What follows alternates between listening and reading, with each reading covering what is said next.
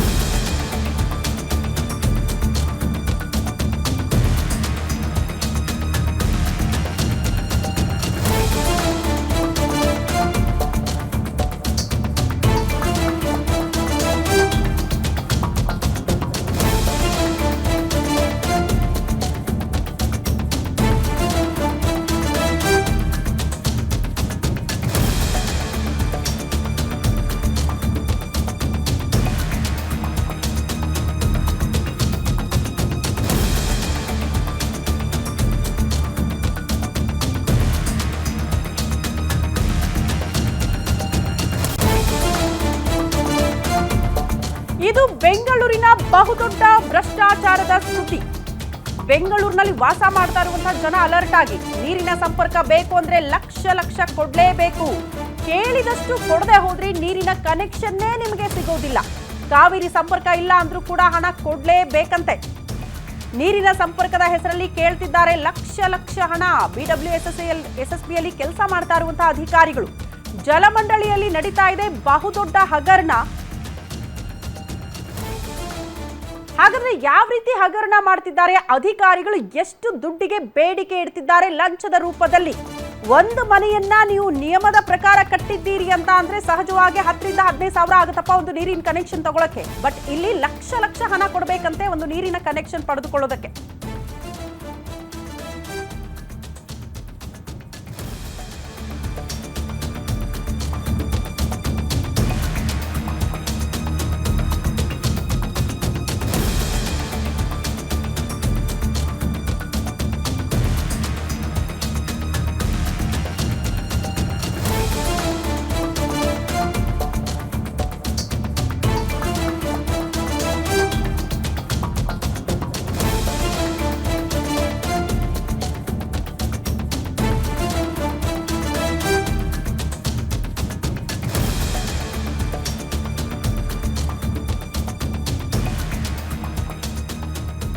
ಹೊಸ ಕನೆಕ್ಷನ್ ಬೇಕಪ್ಪ ನಮ್ಮ ಮನೆಗೆ ಅಂದ್ರೆ ಲಕ್ಷ ಹಣ ಕೊಡ್ಲೇಬೇಕು. ಹಣ ಕಟ್ಟಲಿಲ್ಲ ಅಂತ ಅಂದ್ರೆ ನೀರಿನ ಸಂಪರ್ಕ ನಿಮ್ಗೆ ಕೊಡಲ್ಲ ಅಧಿಕಾರಿಗಳು.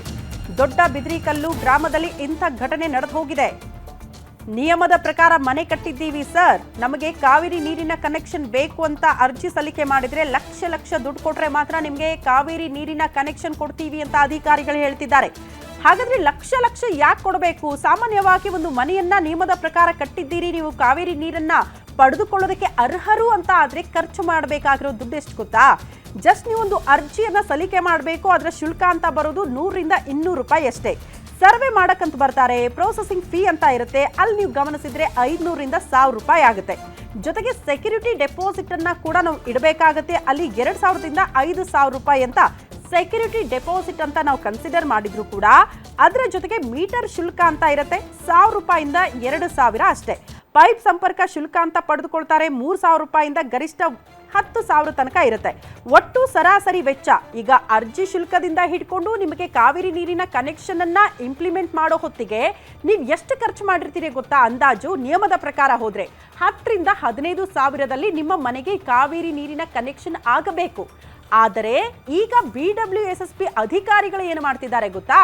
ಎಲ್ಲಾ ನಿಯಮಗಳನ್ನ ಫಾಲೋ ಮಾಡಿ ನೀವು ಮನೆ ಕಟ್ಟಿದ್ದೀರಿ ಅಂತ ಆದ್ರೂ ಕೂಡ ಪ್ರೋಸೆಸ್ ಪ್ರಕಾರ ಹೋದ್ರೆ 15,000 ಅಲ್ಲ, 1,00,000 2 ಲಕ್ಷ ಎಲ್ಲ ಕೊಡಬೇಕಂತೆ. ಅಷ್ಟು ದುಡ್ಡು ಕೊಟ್ರೆ ಮಾತ್ರ ನಿಮ್ಮ ಮನೆಗೆ ನಾವು ನೀರಿನ ಸಂಪರ್ಕ ಕೊಡ್ತೀವಿ, ಇಲ್ಲ ಅಂದ್ರೆ ನೀರಿನ ಸಂಪರ್ಕ ಕೊಡಕ್ ಆಗಲ್ಲ ಅಂತ. ಇನ್ನೊಂದು ನಿಮ್ಗೆ ಆಪ್ಷನ್ ಕೊಟ್ಟಿದ್ದಾರೆ, ಲಕ್ಷ ಒಮ್ಮೆ ಕೊಡಕ್ ಆಗಲ್ವಾ, EMI ರೂಪದಲ್ಲೂ ಕಟ್ಟೋದಕ್ಕೆ ಅವಕಾಶ ಮಾಡಿಕೊಡ್ತೀವಿ. ಕಂತಾಗಿ ದುಡ್ಡು ಕಟ್ಟಿ ಆ ನಂತರ ನಿಮಗೆ ನೀರಿನ ಕನೆಕ್ಷನ್ ಕೊಡ್ತೀವಿ ಅಂತ. ಇಂಥ ಭ್ರಷ್ಟ ಅಧಿಕಾರಿಗಳಿದ್ರೆ ಪಾಪ ಜನಸಾಮಾನ್ಯರು ಬದುಕೋದು ಹೆಂಗೆ ರೀ?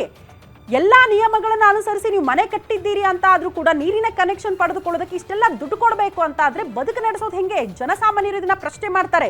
ಇಷ್ಟು ದಿನಗಳ ಕಾಲ ಹೆಂಗೆ ನಡೀತಿತ್ತು ಗೊತ್ತಾ ಈ ಭ್ರಷ್ಟಾಚಾರ?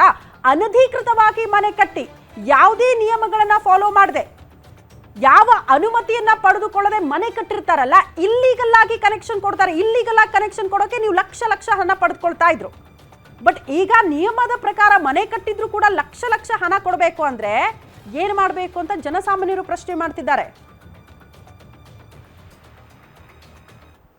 ಸರ್, ನಾನು ಒಂದೇ ಮಾತು ಕೇಳಿದ್ದು, ಸರ್ ನಾವು ಕಟ್ಟಲ್ಲ ಅಂತ ಹೇಳಲ್ಲ, 10,000 ಕಟ್ತೀವಿ ಸರ್, ಒಂದು ಕಿಚನಿಗೆ 10,000 ಕಟ್ತೀವಿ, ನೀವು 2 ಲಕ್ಷ ಕೊಡ್ರಿ, 2.5 ಲಕ್ಷ ಕೊಡ್ರಿ ಅಂದರೆ ನಮ್ಮ ಕೈಲಿ ಆಗಲ್ಲ ಅಂತಂದು ಹೇಳಿದೆ ಸರ್. ಅದಕ್ಕೆ ಅವರೇನಂದ್ರು, ನಾವು 550 ಕೋಟಿ ರೂಪಾಯಿ ಸಾಲ ಮಾಡಿದ್ದೀವಿ ಅಂದರು. ನಾನು ಅದಕ್ಕೆ ಕೇಳಿದೆ, ಸರ್ ನೀವು 550 ಕೋಟಿ ಸಾಲ ಮಾಡಿದ್ದೀರಲ್ಲ, ಅದು ಯಾವ ಗ್ಯಾರಂಟಿ ನಿಮಗೆ ನಾವು ಕೊಡೋಕ್ಕೆ ಕೇಳಿದ್ವಾ? ನಿಮಗೆ ಗ್ಯಾರಂಟಿ ಕೊಡೋಕೆ ಹೇಳಿದ್ವಾ? ನೀವು ನಮ್ಮ ದುಡ್ಡನ್ನು ತಗೊಂಡು ಈಗ ಮನೆಗಳು ಕಟ್ಟಿರ್ತಾರಲ್ಲ ಅಂಥವ್ರ ದುಡ್ಡನ್ನು ತೊಗೊಂಡು ಗ್ಯಾರಂಟಿ ಕೊಡೋಕ್ಕೆ ಯಾರು ಸರ್ ಹೇಳಿದ್ದು ನಿಮಗೆ ಅಂತ ಕೇಳಿದೆ. ಅದು ನಮ್ಮ ಸರ್ಕಾರದ್ದು, ಅದು ನಮಗೆ ಸಂಬಂಧ ಇಲ್ಲ, ನಮ್ಮದು ಜಲಮಂಡಳಿನೇ ಬೇರೆ, ನಾವು ಅಲ್ಲಿಂದ ನಾವು ಲೋನ್ ತೊಗೊಂಡಿದ್ದೀವಿ ಅಂದರು. BWSSBನಲ್ಲಿ EMI ಕಟ್ಟ್ರಿ, ಫಸ್ಟು 20,000 ಕಟ್ಟಬೇಕು, ಆಮೇಲೆ 10,000 ಎಷ್ಟು ಬರುತ್ತೋ ಸರಿ. ನಾವು ಬಾಡಿಗೆ ತೊಗೊಳ್ಳೋದೇ 6,500 7,000 ತೊಗೊಂಡು ನಿಮಗೆ EMI ಕಟ್ಟೋಣ, ಟ್ಯಾಕ್ಸ್ ಕಟ್ಟೋಣ, ನಾವು ಜೀವನ ಮಾಡೋಣ.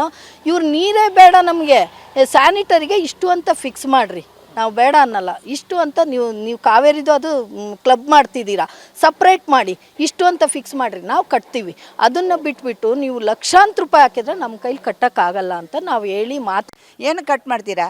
ಎಷ್ಟು ಕಟ್ಟಬೇಕಂತ ನೀವು ಕರೆಕ್ಟಾಗಿ ಹೇಳಿದ್ರೆ ನಾವು ಏನೋ ಒಂದು ಮಾಡ್ಬೋದು. ನೀವು 1,20,000 ಕಟ್ಟಬೇಕು ಅಂತ ಎಲ್ಲಿಂದ ಕಟ್ಟೋದು ಸರ್? ನಾವು 3 ಇದೆ, 1-2 ಬಾಡಿಗೆ ಬರ್ತದೆ, 1 ನಾವು ಇರ್ತೀವಿ. ಇಷ್ಟು ಐತೆ ಸರ್, ನಮ್ಮ ಕೈಲಿ ಕಟ್ಟೋಕ್ಕಾಗಲ್ಲ. ಅದಕ್ಕೆ EMI ಕಟ್ಟು ಅಂದರು. ಎಷ್ಟು ಕಡೆ 20,000 ಕಟ್ಟ್ರಿ, ಅದಕ್ಕೆ ಬಡ್ಡಿಯಾಗಿ ತಿಂಗಳಿಗೆ 10,000 ಕಟ್ಕೊಂಡು ಹೋಗಿ ಅಂತ ಹೇಳಿದರು ನಮ್ಮ ಮಗನ ಹತ್ರ. ಈಗ ಎಲ್ಲಮ್ಮ ಆಯ್ತದೆ ನಮ್ಮ ಕೈಗೆ ಅಂತ ಮೊನ್ನೆ ಭಾನುವಾರ. ಈ ಬಗ್ಗೆ ಮತ್ತಷ್ಟು ಡೀಟೇಲ್ಸ್ ಅನ್ನ ಪಡ್ಕೊಳ್ಳೋಣ. ನಮ್ಮ ಪ್ರತಿನಿಧಿ ಚರಣ್ ನೇರ ಸಂಪರ್ಕದಲ್ಲಿ ಜಾಯಿನ್ ಆಗ್ತಿದ್ದಾರೆ ನ್ಯೂಸ್ ರೂಮ್ ಇಂದ. ಚರಣ್, ಈಗ ಇಲ್ಲಿಗಲ್ ಆಗಿ ಮನೆ ಕಟ್ಟಿರ್ತಾರೆ, ಯಾವ ನಿಯಮಗಳನ್ನ ಕೂಡ ಫಾಲೋ ಮಾಡಿರಲ್ಲ, ಆಗ ಕನೆಕ್ಷನ್ ಪಡೆದುಕೊಳ್ಬೇಕು ಅಂದ್ರೆ ಲಂಚ ಕೊಡಬೇಕು ಅನ್ನುವಂತ ಪರಿಸ್ಥಿತಿ ಇತ್ತು. ಬಟ್ ಈಗ ಎಲ್ಲ ನಿಯಮದ ಪ್ರಕಾರ ಮನೆ ಕಟ್ಟಿದ್ದೀವಿ ಅಂದ್ರೂ ಕೂಡ ಲಂಚ ಕೇಳ್ತಾರೆ ಅಂದ್ರೆ ಇಂಥ ಅಧಿಕಾರಿಗಳಿದ್ರೆ ಜನಸಾಮಾನ್ಯರು ಬದುಕದ್ ಹೆಂಗೆ ಅಂತ?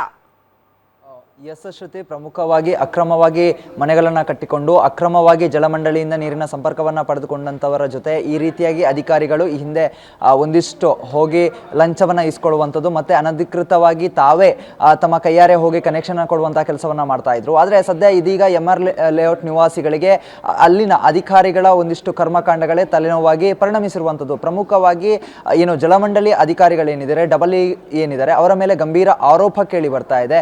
ಮನೆ ಕಟ್ಟಿದ್ರು, ಅಧಿಕೃತವಾಗಿ ಮನೆ ಕಟ್ಟಿದ್ರು, ಆದರೆ ಜಲಮಂಡಳಿಯ ಒಂದು ನಿಯಮ ಏನಿದೆ ಆ ನಿಯಮದ ಪ್ರಕಾರವೇ ಮನೆ ಇದ್ರೂ ಕೂಡ ಜಲಮಂಡಳಿಯಿಂದ ವಾಟರ್ ಕಲೆಕ್ಷನ್ ಕೊಡ್ತಾ ಇಲ್ಲ ಅನ್ನುವಂತಹ ಒಂದು ಆರೋಪ ಕೇಳ್ತಾ ಇದೆ. ಯಾಕಂತ ಹೇಳಿದ್ರೆ ಪ್ರಮುಖವಾಗಿ ಲಕ್ಷ ರೂಪಾಯಿಯಷ್ಟು ಲಂಚ ಕೊಡಿ, ಒಂದು ಕನೆಕ್ಷನ್ ಅನ್ನು ಪಡ್ಕೋಬೇಕಾದ್ರೆ ನೀವು ಲಕ್ಷ ರೂಪಾಯಿ ಕೊಡಬೇಕು ಅನ್ನುವಂತಹ ಒಂದಿಷ್ಟು ಬೇಡಿಕೆಯನ್ನ ಮಾಡ್ತಾ ಇದ್ದಾರೆ ಅಂತ ಹೇಳಿ ಕೂಡ ಆರೋಪವನ್ನ ಮಾಡ್ತಾ ಇದ್ದಾರೆ. ಇದರ ಜೊತೆಗೆ ಒಂದಿಷ್ಟು ಫೀಸ್ಗಳು ಏನಿದೆ, ಒಂದು ಅಪ್ಲಿಕೇಶನ್ ಹಾಕಬೇಕಾದ್ರೂ ಕೂಡ 10,000 ರೂಪಾಯಿಯನ್ನ ಕೊಡಬೇಕು, ಮತ್ತೆ ಕನೆಕ್ಷನ್ ಪಡಬೇಕಾದ್ರೆ ಅದಕ್ಕೆ ದುಡ್ಡು ಕೊಡಬೇಕು ಅಂತ ಹೇಳಿ ಕೂಡ ಈಗಾಗಲೇ ಅಧಿಕಾರಿಗಳು ನಮ್ಗಳಿಗೆ ತಿಳಿಸಿದ್ದಾರೆ ಅಂತ ಹೇಳಿ ಅಲ್ಲಿನ ನಿವಾಸಿಗಳು ಗೋಳಾಡ್ತಾ ಇರುವಂಥದ್ದು. ಏನು ಚಿಕ್ಕಸಂದ್ರದ EE ಆಗಿರುವಂತಹ ದೇವರಾಜ್ ಏನಿದ್ದಾರೆ ಅವರ ಮೇಲೆ ಗಂಭೀರ ಆರೋಪಗಳು ಕೇಳಿ ಬರ್ತಾ ಇದೆ. ಯಾಕೆ ಇಷ್ಟು ಲಕ್ಷ ಹಣವನ್ನು ನಾವು ಕಟ್ಟಬೇಕು ಅಂತ ಹೇಳಿ ಹೋಗಿ ಸ್ಥಳೀಯರು, ಅಲ್ಲಿನ ನಿವಾಸಿ MR ಲೇಔಟ್ನ ನಿವಾಸಿಗಳೇನಿದ್ದಾರೆ ಅವರು ಹೋಗಿ ಅಧಿಕಾರಿಗಳನ್ನ ಪ್ರಶ್ನೆ ಮಾಡಿದಂತಹ ಸಂದರ್ಭದಲ್ಲಿ ನಾವು ಸಾಲ ಮಾಡಿದ್ದೀವಿ, ಜಲಮಂಡಳಿ ನಿಗಮ ಏನಿದೆ ಆ ಒಂದು ಮಂಡಳಿ ಸದ್ಯ ಸಾಲದಲ್ಲಿದೆ, ಆ ಸಾಲವನ್ನು ನಾವು ಕಟ್ಟಬೇಕಂತ ಹೇಳಿದ್ರೆ ನೀವು ಕಲೆಕ್ಷನ್ ಪಡ್ಕೋಬೇಕಾದ್ರೆ ಈ ದುಡ್ಡನ್ನು ಕೊಡಬೇಕು ಅನ್ನುವಂತಹ ಉತ್ತರವನ್ನ ಕೂಡ ನೀಡ್ತಾ ಇರುವಂಥದ್ದು. ಇದೀಗ ಈ ಒಂದು ವಿಚಾರಕ್ಕೆ ಸಂಬಂಧಪಟ್ಟಂತೆ MR ಲೇಔಟ್ನ ನಿವಾಸಿಗಳು ವಿಪಕ್ಷ ನಾಯಕ ಆರ್ ಅಶೋಕ್ ಮತ್ತೆ ಅಲ್ಲಿನ ಸ್ಥಳೀಯ ಶಾಸಕರಿಗೆ ಕೂಡ ಪತ್ರವನ್ನ ಬರೆದಿರುವಂಥದ್ದು, ದೂರನ್ನ ಕೂಡ ನೀಡಿರುವಂಥದ್ದು. ಒಂದೆಡೆ ಎಲ್ಲೋ ಒಂದು ಕಡೆಯಲ್ಲಿ ಜಲಮಂಡಳಿಯ ಮುಖ್ಯ ಕಚೇರಿಗೆ ಗೊತ್ತಿಲ್ಲದೆ ಈ ರೀತಿಯಾದಂತಹ ಫೀಸ್ಗಳು ವಾರ್ಡ್ ವೈಸ್ಗಳಲ್ಲಿ ಆಗ್ತಾ ಇದೆಯಾ ಅನ್ನುವಂತಹ ಒಂದಿಷ್ಟು ಅನುಮಾನಗಳು ಕೂಡ ಹುಡ್ತಾ ಇರುವಂಥದ್ದು. ಮತ್ತೆ ಅಲ್ಲಿನ ಜನ ಏನಿದ್ದಾರೆ ಈ ಸದ್ಯ ಅಧಿಕಾರಿಗಳ ವಿರುದ್ಧ ಆಕ್ರೋಶವನ್ನ ಕೂಡ ಹೊರಹಾಕ್ತಾ ಇರುವಂಥದ್ದು. ಶ್ರುತಿ.